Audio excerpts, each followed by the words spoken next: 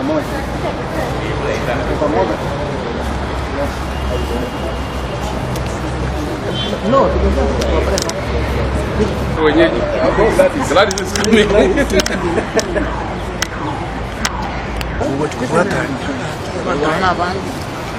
kwamba tunataka kuanzia chini. Mtaona kwa hayo mapendekezo yetu kwamba tunaanzia chini, hatuanzii juu. Nguvu serikali idumishe hizo cooperative. Vitu mbili zaidi, moja ni ya kuendesha chama chetu cha chama CCM. Kwa Kenya wanalia kwamba wako overrepresented, ya kwamba wale watu ambao wako bungeni na pia wako kwenye Senate na wako kwenye serikali ni wengi sana, ya kwamba kila siku ile kodi wanalipa iko juu sana. Wageni mwingia alafu wenyeji.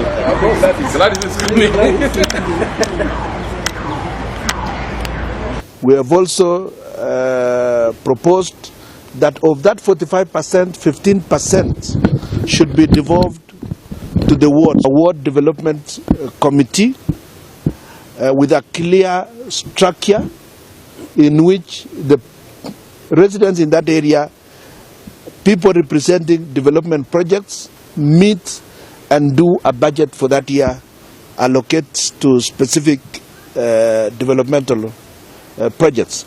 We've also proposed that infrastructure for primary schools and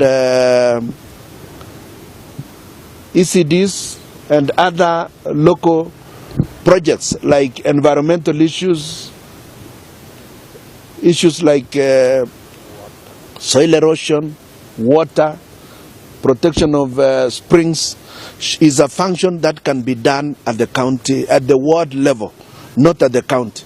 That the county will still appropriate the funds, but the funds will have to be utilized at the ward level.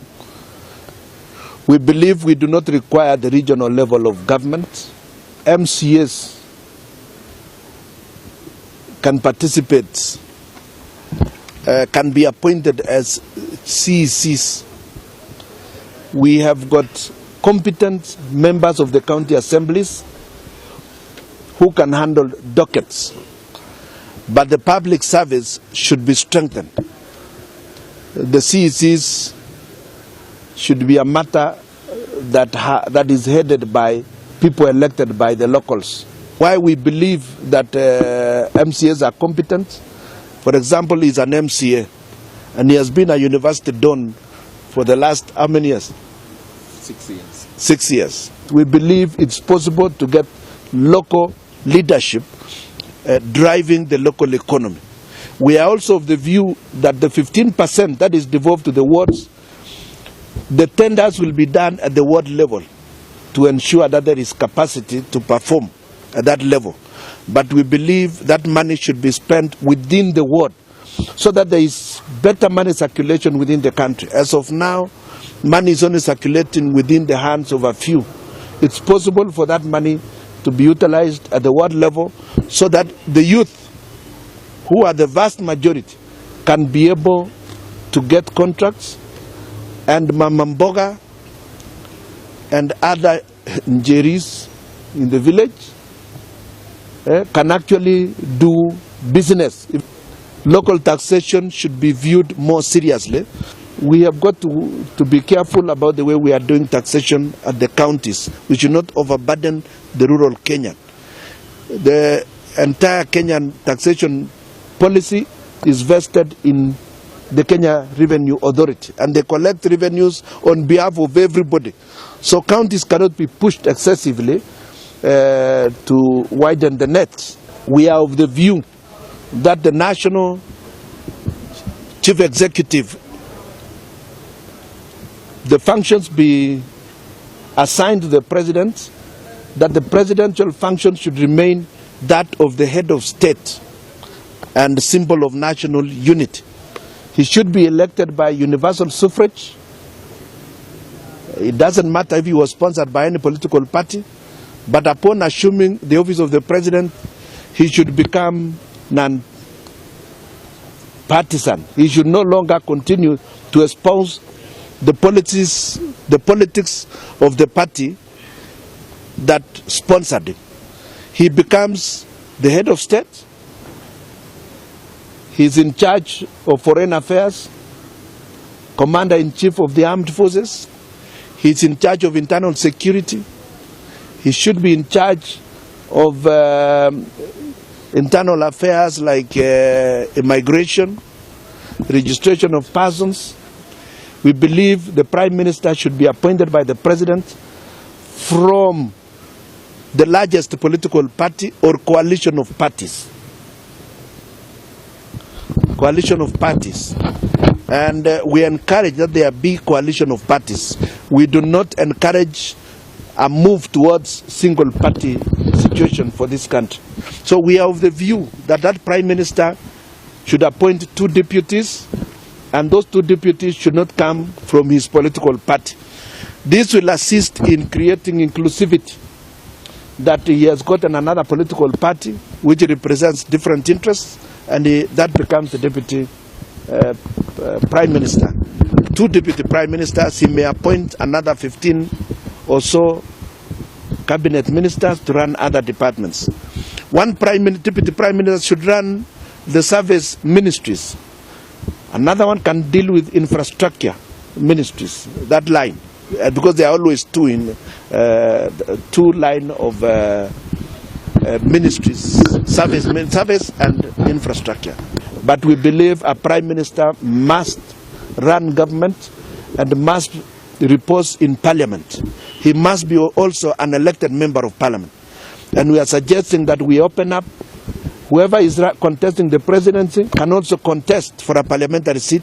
Whoever is running for Prime Minister is always appointed in Parliament after elections. So we are of the view that we should not bar those who are running for president from running for MP positions, because the point here is that we will be killing those who want to succeed to become presidents. We are of the view that the leader of opposition must then be in Parliament, because he ran for president but he did not get the presidency. So he will be the leader of opposition in Parliament.